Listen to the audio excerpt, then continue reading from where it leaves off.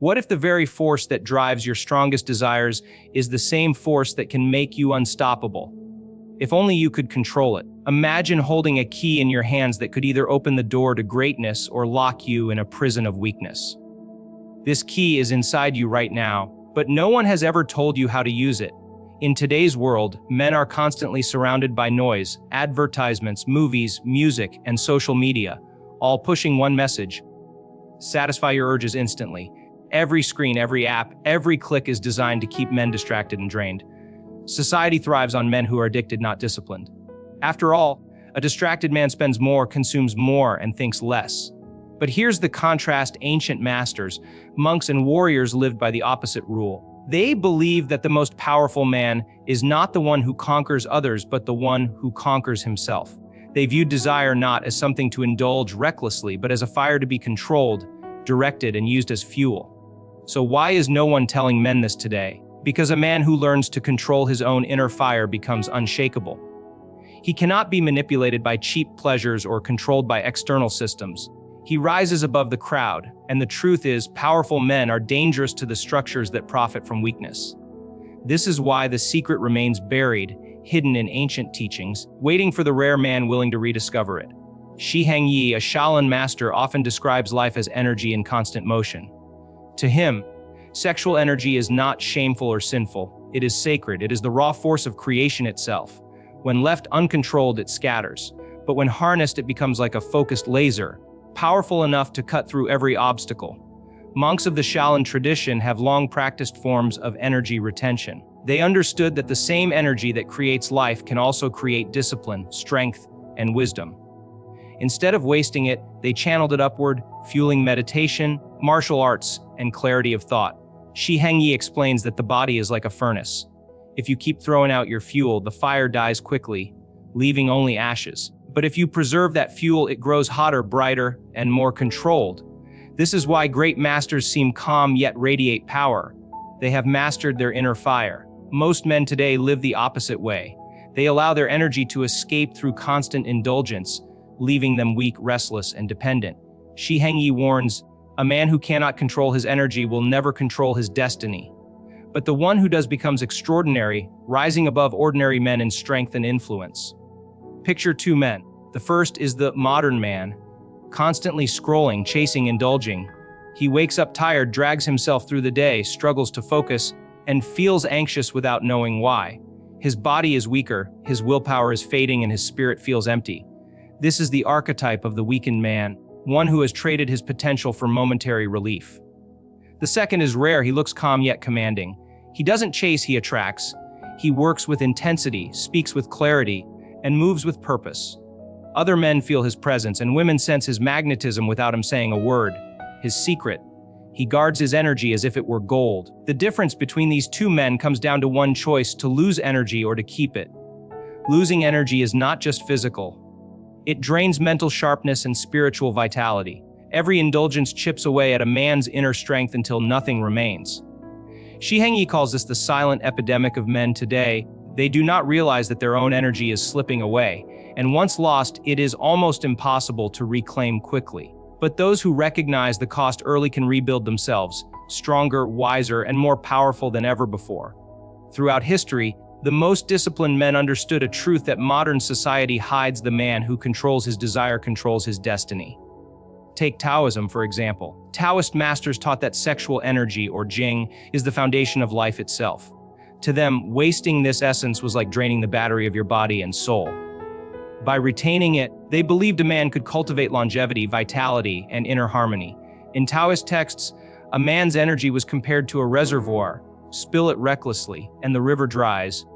Preserve it, and the waters overflow, nourishing everything in life.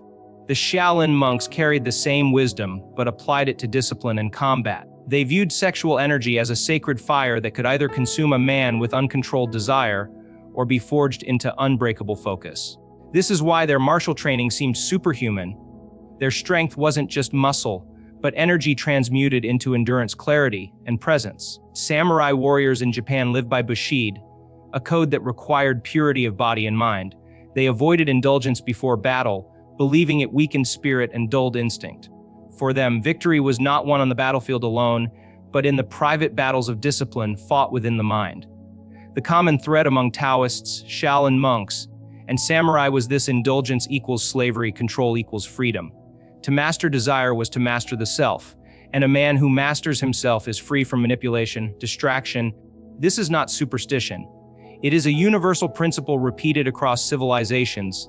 The man who wastes energy becomes ordinary, but the man who preserves it rises beyond the ordinary into greatness. Ancient wisdom aligns with modern science more than most people realize. What the monks and warriors knew intuitively, today's biology confirms: sexual energy retention triggers a chain of changes in the body that elevate a man above his peers. Let's start with testosterone.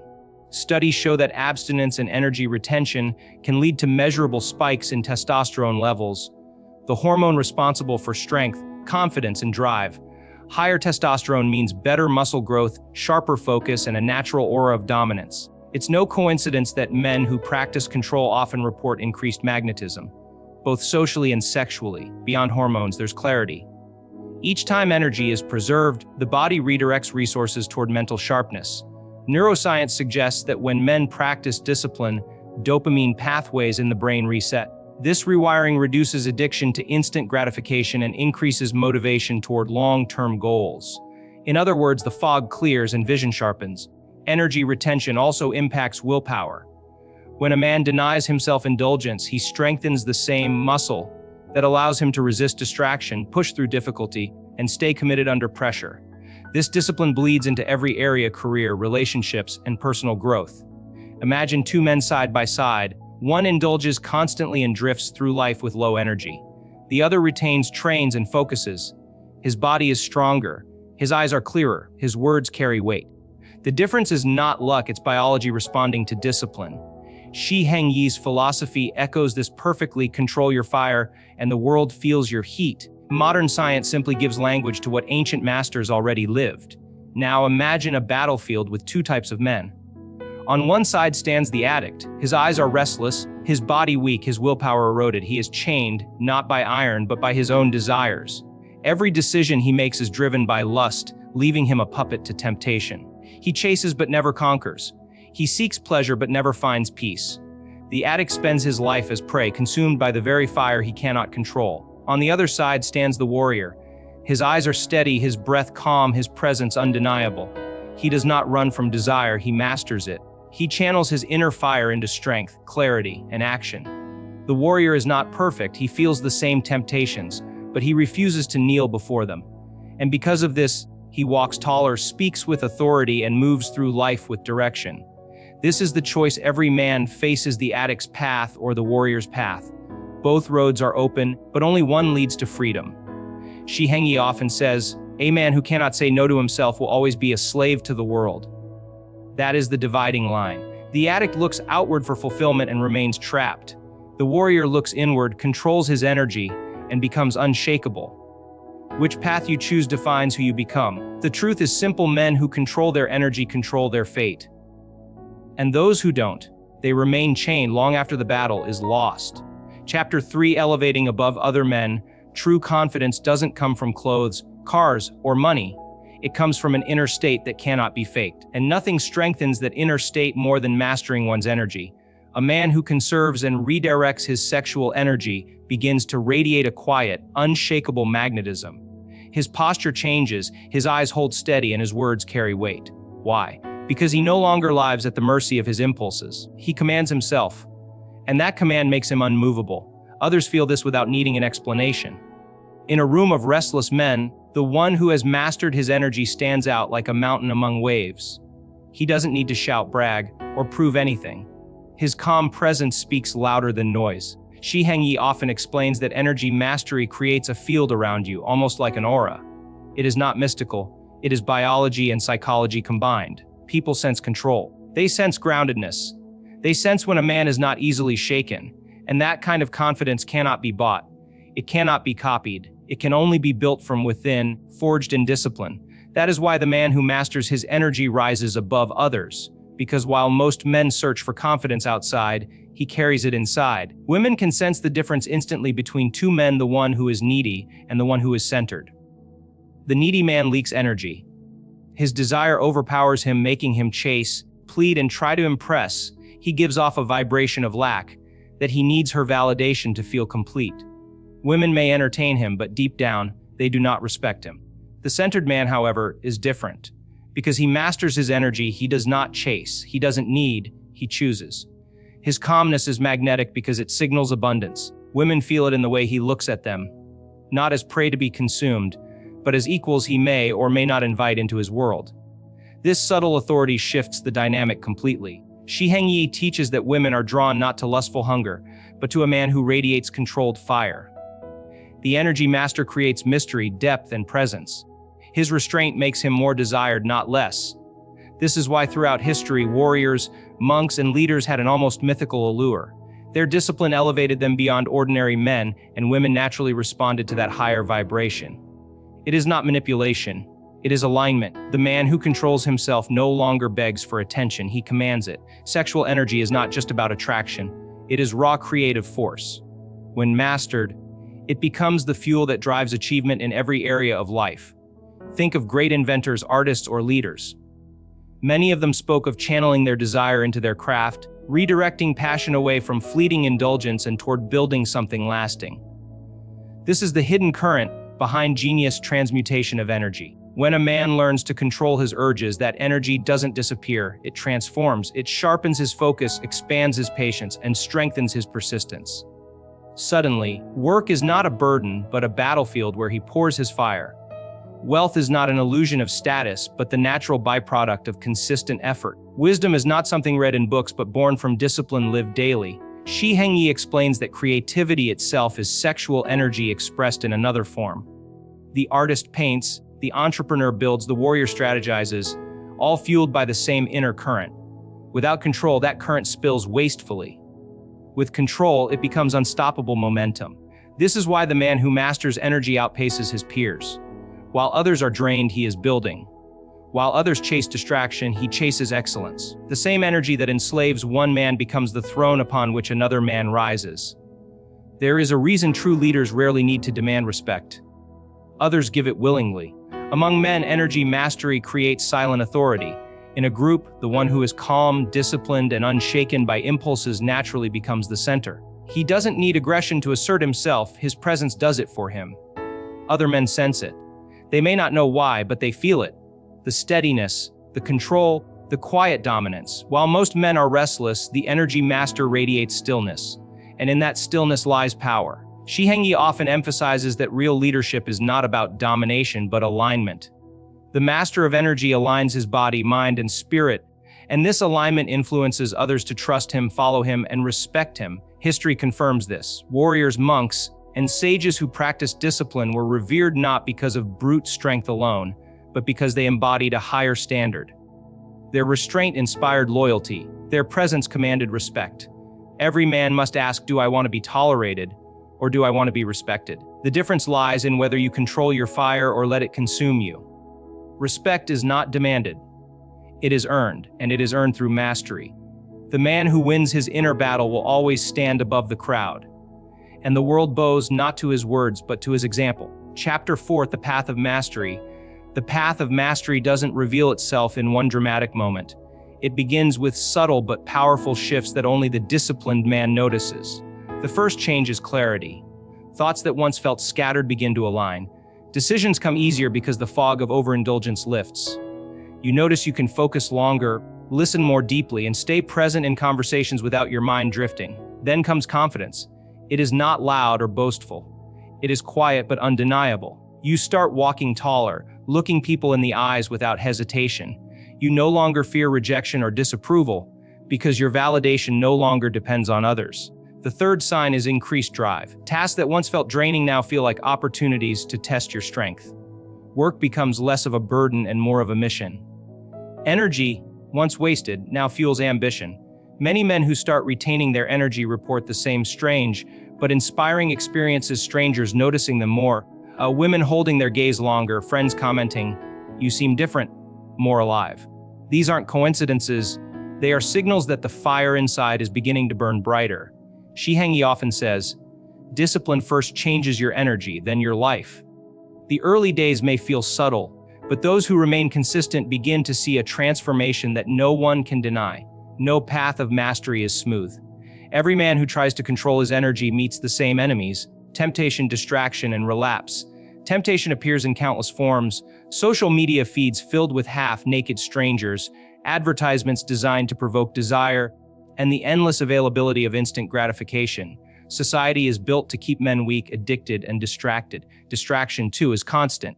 When life gets stressful, the mind looks for easy escape.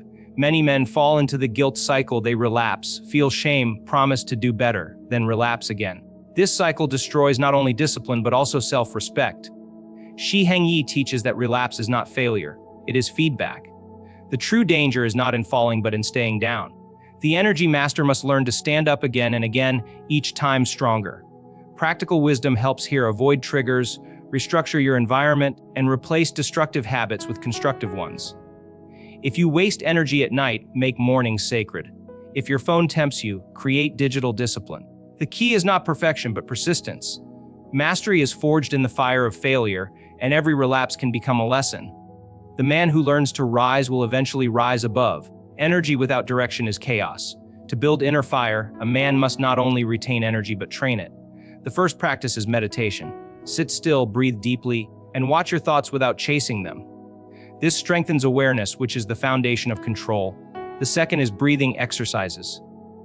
Ancient Shaolin monks practiced qigong, using breath to circulate energy throughout the body. Deep, intentional breathing calms the nervous system and redirects sexual fire upward, transforming it into clarity and vitality. The third is martial arts. Shi Heng Yi emphasizes discipline through movement. Martial arts are not only about fighting but about channeling aggression, testing focus, and aligning body with mind. A punch, a stance, a kick, all become rituals of energy mastery. The fourth is physical training. Strength training, running, yoga, all convert restless energy into physical power. The body becomes sharper, the mind more resilient. For the modern man, these practices don't require a monastery, they require consistency. 10 minutes of meditation, 5 minutes of breathing, 30 minutes of exercise daily, that is enough to build momentum. These practices are not about suppression but redirection. The fire within is not extinguished, it is forged into a weapon. Day by day, habit by habit, the man who trains his energy becomes unrecognizable, even to himself. Shi Heng Yi teaches a principle as simple as it is profound: mind over body, body over desire. This means mastery begins in the mind. If the mind is weak, the body controls you. If the body is weak, desire controls you. But when the mind commands the body and the body channels desire, balance is achieved. Many men misunderstand discipline as suppression, forcing themselves to deny, repress, or ignore desire. But Shi Heng Yi clarifies suppression only makes desire stronger. Balance, not denial, is the path. Balance means recognizing desire as natural, but refusing to be enslaved by it. It means using the body, through training, breathing, meditation, as a vessel that transforms raw impulse into strength. It means choosing when and how to release energy, instead of letting urges dictate every action. Shi Heng Yi's way is not about punishment, it is about alignment. The disciplined man does not hate his desires, he masters them. He honors them as fuel but never lets them take the wheel. The result is freedom. True freedom is not doing whatever you want whenever you want. It is having the power to say yes or no without being controlled. And in that freedom lies the essence of mastery. The journey begins with discipline and ends with sovereignty. The true master is not simply a man who withholds his energy. He is a man who rules himself. And the man who rules himself rules his world. When you reach this stage, desires no longer chain you. The urges that once dictated your actions become silent whispers, easily dismissed with a calm breath. Women no longer pull you like magnets, food no longer seduces you into weakness, and distractions no longer tear you away from your purpose. You have become steady like a mountain. This calmness is not passive, it is dominance without aggression. You do not need to fight other men or compete for validation, because your presence alone commands respect. The man who masters his energy is above comparison. Others measure themselves against him, but he measures himself against yesterday's version of himself. What does this look like in daily life? Imagine walking into a room. While others fidget, seek approval, or chase attention, you move slowly, grounded, certain. Conversations come to you, respect flows toward you, and opportunities reveal themselves without you chasing them. This is the power that comes from being free of neediness. You no longer approach life from a place of lack. You radiate abundance. And that abundance attracts more of what you desire: trust, loyalty, respect, and success. Shi Heng Yi teaches that the highest warrior is not the one who wins battles, but the one who no longer needs to fight them. A master's aura is enough. His stillness is louder than another man's shouting. His discipline is sharper than another man's sword. This is the final transformation, slave of desire to sovereign of self. But mastery is not only about the individual, it is about what the individual gives back.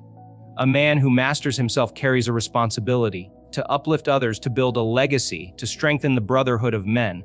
Throughout history, the greatest societies were built by men who controlled their desires and directed their energy toward creation. The builders of temples, the philosophers of wisdom, the warriors of honor, they did not waste their essence on fleeting pleasure. They invested it in works that outlived them. When you walk this path, you join that lineage. Your discipline becomes an example. Other men notice the way you carry yourself, the way you handle pressure, the way you never bow to temptation. Some will envy you, but others will be inspired, and those men will rise with you. This creates brotherhood. True brotherhood is not drinking together or chasing pleasures together. It is sharpening one another, holding each other accountable, and walking a higher path. Men who master their energy become natural leaders, teachers, and protectors. They shape families, communities, and nations. And so the path of mastery is not only personal, it is generational. Your children inherit not only your genes, but your discipline, your wisdom, your presence. You pass down more than wealth, you pass down strength. The choice, then, is clear. Every man must decide, will he remain enslaved by desire, pulled in every direction by impulses, living half a life? Or will he rise, take command of his energy, and step into the timeless brotherhood of masters?